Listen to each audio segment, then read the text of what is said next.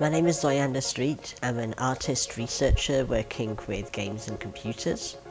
I've recently been using lo-fi game engine Pico 8 to make little abstract, interactive portraits of trans people in Japan using dialogue that's taken from real-life interviews.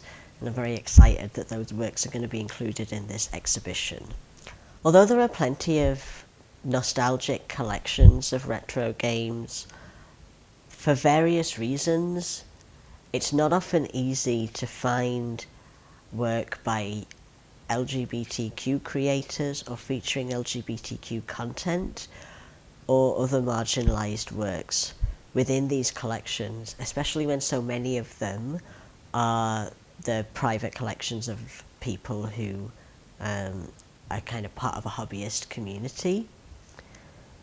So catalogues like this one are going to be absolutely vital for making sure that the history of LGBTQ games is more visible in the future for people who are starting to research games history.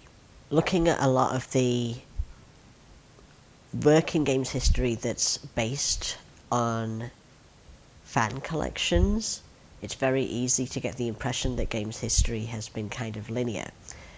So maybe there were no indie games at all, and then there were some, and then a lot more, and maybe at some point there were no women in games, and then things gradually got better over time.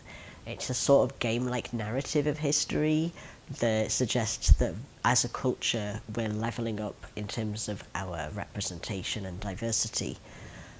But I think the more closely you look at games history, the more you find that's not the case, and that the reality is a lot more wiggly, and that this work has always been done, but it hasn't always been visible for various complex reasons. So work like this is vital to making that wiggliness visible so that we can see history a bit more complexly and appreciate the work of people who have otherwise been ignored up until now. Thank you!